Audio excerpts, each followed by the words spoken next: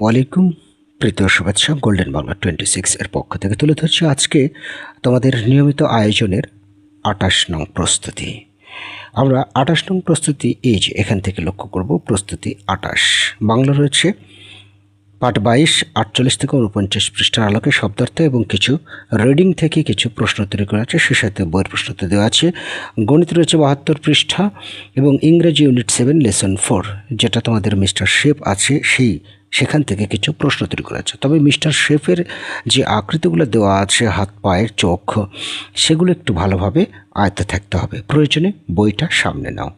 তাহলে আমরা চলে সরাসরি উত্তরপত্রে, ঠিক আছে, যাতে করে তোমাদের সহজ হয়। এবং যদি তোমরা না দেখো, শুধু কর্ণপাত করে যাও, অর্থাৎ শুনে শুনে উত্তর দেওয়ার চেষ্টা করো। শব্দার্থ লেখো, নিচের শব্দার্থগুলো লেখো। পহেলা, পহেলা মানে প্রথম। বর্ষ, বর্ষ মানে বছর। হালকাথা, পুরনো বছরে দেনা পাওনা মেটানোর উৎসব। নৌকাবাইজ, নৌকাবাইজ মানে নৌকা চালানোর প্রতিযোগিতা। এরপর প্রশ্ন রয়েছে। প্রথম প্রশ্ন হচ্ছে, আমাদের নববর্ষ কোন দিন? অবশ্যই পহেলা বৈশাখ আমাদের নববর্ষ। নববর্ষের দিনে সারা দেশে কী কী হয়? নববর্ষে অনেক মেলা হয়, অনেক খেলাধুলা হয়, অনেক জায়গায় গান বাজনা হয়, শোভাযাত্রা হয়, অনেক মানুষ সুন্দর সুন্দর পোশাক পরে ঘুরে বেড়ায়। তারপরে নববর্ষ সম্পর্কে 5টি বাক্য লিখতে হবে, ওই একই বিষয়, এগুলো লিখলেই হয়ে যাবে। এছাড়াও তুমি ইচ্ছে মতো 5টি বাক্য তৈরি করতে পারো। এই যে এখানে লেখাই আছে যে এছাড়া অন্য কিছু লিখতে পারো তুমি, অর্থাৎ নিজের ইচ্ছে মতো লিখতে পারো। হালখাতায় কীভাবে আপ্যায়ন করা হয়? অবশ্যই মিষ্টান্ন এবং ফলমূল দিয়ে আপ্যায়ন করা হয়। এখানে মিষ্টান্ন বানানটা একটু ভুল আছে, এটা দন্তের নয়ের সাথে ন যুক্ত হবে, দন্তের ন যুক্ত ন, ঠিক আছে, যুক্ত বর্ণ হবে দন্তের নয় নয়। নববর্ষের মেলা অন্যতম আকর্ষণ কি? নববর্ষের মেলা অন্যতম আকর্ষণ হচ্ছে নাগরদোলা। কি? নাগরদোলা। নববর্ষের মেলায় কী কী পাওয়া যায়? নববর্ষের মেলায় মাটির তৈরি পুতুল, হাঁড়ি, পাতিল, ঘোড়া ও ফলমূল পাওয়া যায়। ওকে, এবারে গণিতটা পরে করে দিচ্ছি, তার আগে ইংলিশটা একটু দেখে আসি। ইংলিশটা লক্ষ্য করছো, answer the following question. How many triangles are there in the Mr. shape? How many triangles? Triangles মানে ত্রিভুজ। কয়টা ত্রিভুজ আছে ইন দ্য মিস্টার শেপে? মিস্টার শেপের, ওই যে বললাম প্রয়োজনে বইটা সামনে নাও। মিস্টার শেপের আকৃতিটা দেখো, হাত পা চোখ নাক কান এগুলো কিভাবে দেওয়া আছে? কান তো দেওয়া নেই। তো এখানে ট্রায়াঙ্গেলস মানে ত্রিভুজ। কয়টা ত্রিভুজ আছে? 3টে ত্রিভুজ আছে। সো উত্তরটা এখান থেকে আমরা নির্ণয় করতে পারি দেয়ার আর। তারপর কি, হাউ মেনির জায়গায় শুধু বসিয়ে দাও 3, বাকিগুলো শুধু উঠিয়ে যাও। Triangles in the mister shape, there are 3 triangles in the mister shape. How many circles মানে কয়টি বৃত্ত আছে are there in the mister shape? তাহলে দেয়ার আর 5 সার্কেলস। প্রত্যেকবারই দেয়ার আর শেষের দিকে রয়েছে ইন দ্য মিস্টার শেপ। তারপর how many square? There are 3 square in the mister shape. How many rectangles মানে আয়তক্ষেত্র, স্কোয়ার মানে বর্গ, তাহলে there are 4 rectangles in the mister shape, 4 rectangles. এরপরে ই নম্বরে আছে what is the shape of mister shape's eyes, মানে মিস্টার শেফের চোখের আকৃতি। মিস্টার শেফের চোখের আকৃতি কেমন এখানে বলেছে। তো চোখের আকৃতি কেমন, এই আকৃতিটা তোমাদের সাবজেক্ট, এই কারণে এখানে কিন্তু ইজ হবে। যদি বলতো আইসগুলো কেমন, আইস মানে চোখগুলো কেমন, তাহলে আর হতো। এখানে আইসের আকৃতি সাবজেক্ট। ওকে, তারপর what does mister shapes body look like?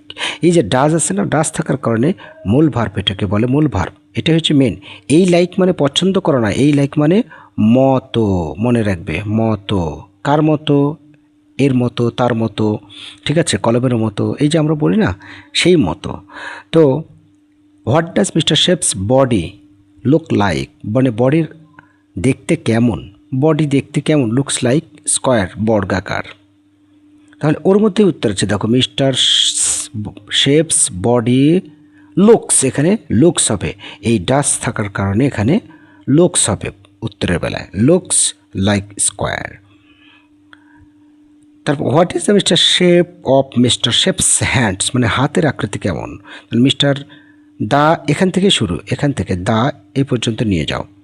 The mister shape of mister shapes hands is, মানে মিস্টার শেপের হাতের আকৃতি, মিস্টার শেপের হাতের আকৃতি কেমন।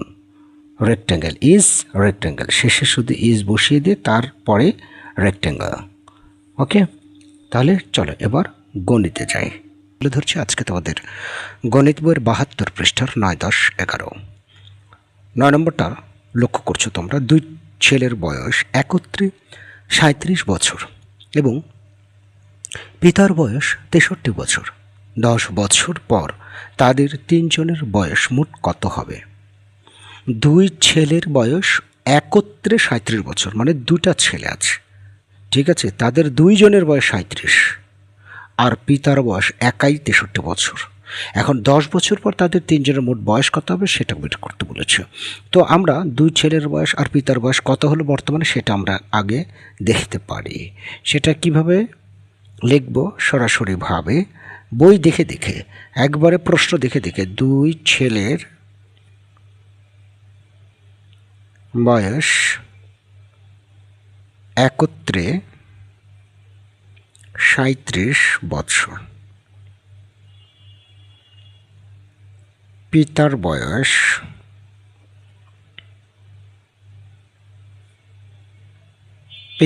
হচ্ছে 63 বছর।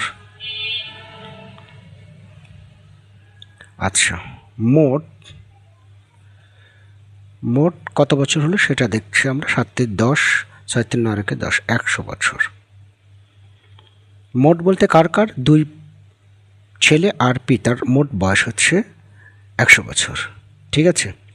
এখন বলেছে 10 বছর পর তিনজনের মোট বয়স কত হবে। আসলে তিনজনই তো আছে, এই যে দুইজন আর পিতা একজন, তিনজন। একবারে লিখে দিবে তোমরা, সবচেয়ে সহজ নিয়ম, একবার লিখে দিবে অতএব 10 বছর পর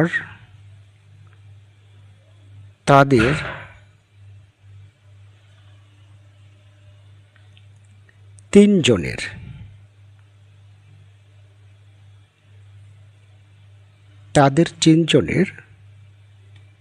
তিনজনের মোট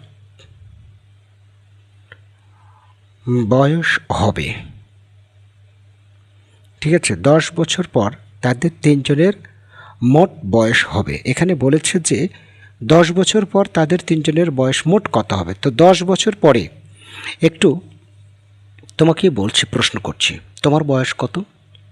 তোমার বয়স মনে করো 7 বছর। 3 বছর পর কত হবে, 10 বছর হবে। আরেকজনের বয়স কত, 8 বছর। 3 বছর পর কত হবে, তার সাথেও 3 যোগ করো।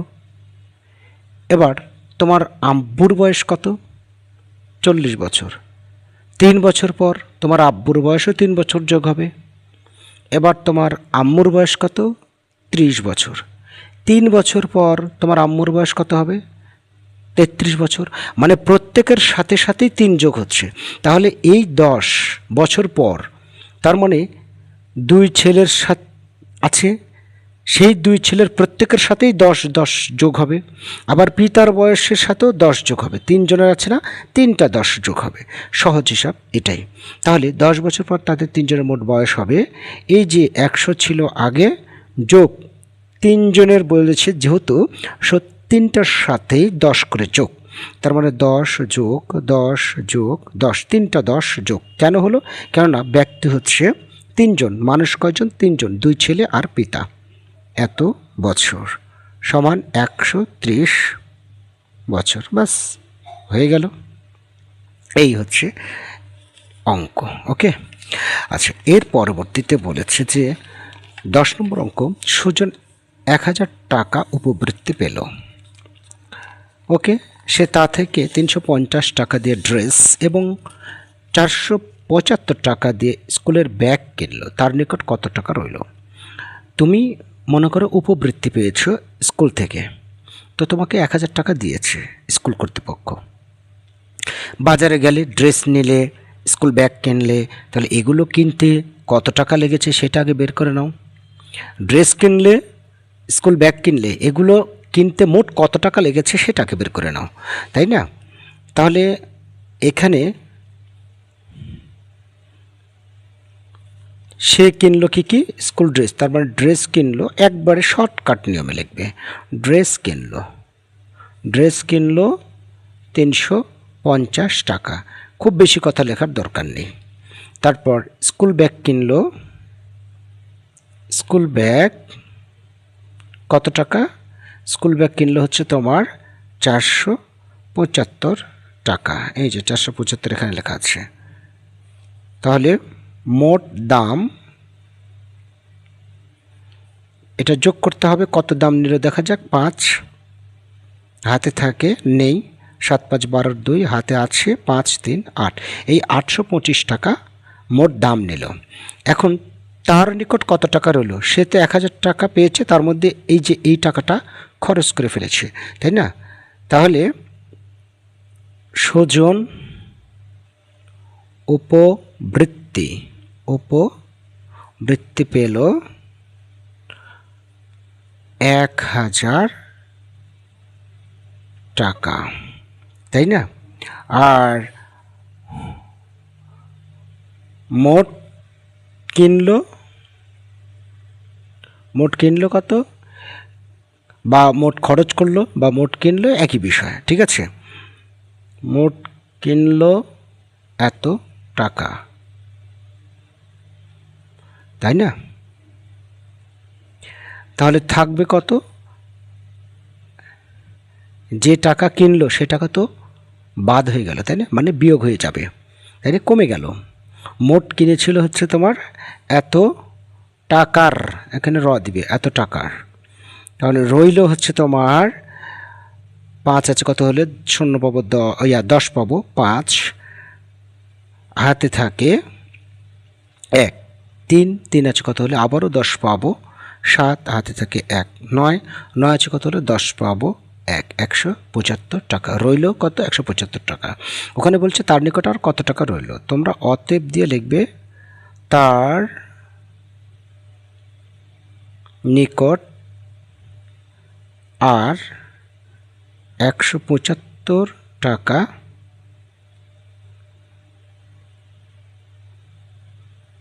রইল। ওকে, আচ্ছা। তারপর তোমার এখানে 11 নম্বর অঙ্কটা কি বলেছে দেখো।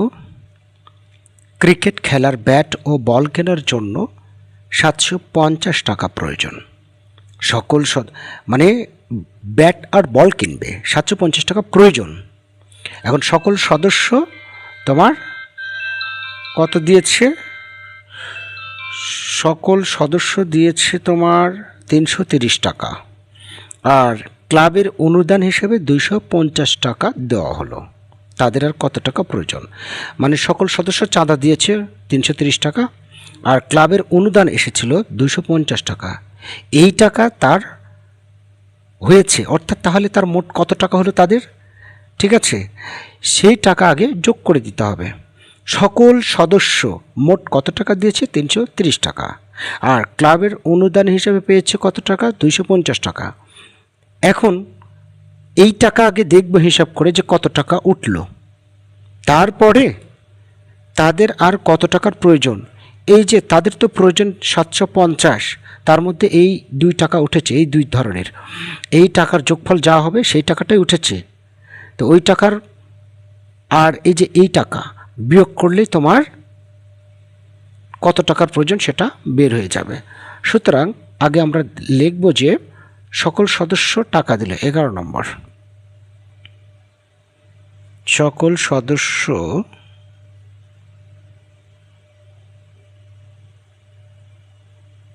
টাকা দিল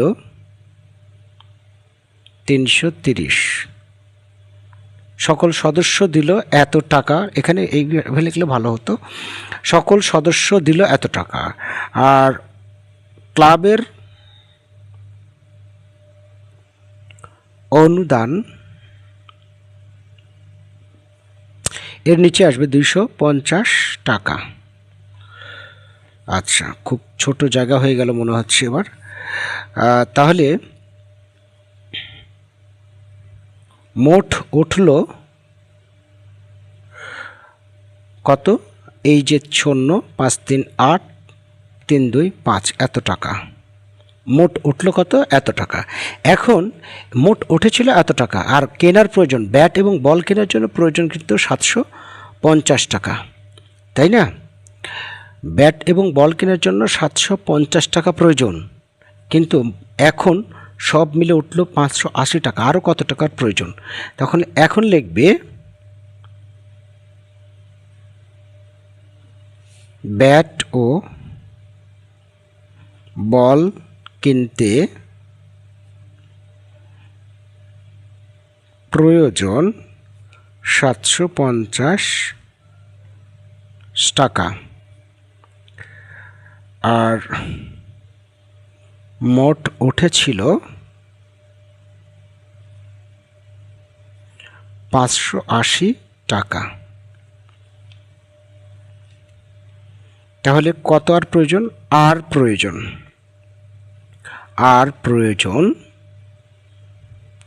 আর কত টাকার প্রয়োজন সেটা বিয়োগ দেব। 0 8 7 15, হাত থেকে 1 6 7, এত টাকার প্রয়োজন। ঠিক আছে, এখানে ধরছে না। অতএব আর 170 টাকার প্রয়োজন। ক্লিয়ার? আশা করি বুঝতে পেরেছ শিক্ষার্থী বন্ধুরা। তাহলে এই পর্যন্তই, আগামী দিনে ইনশাআল্লাহ পরের অঙ্কগুলো করে দেওয়া হবে। আল্লাহ হাফেজ।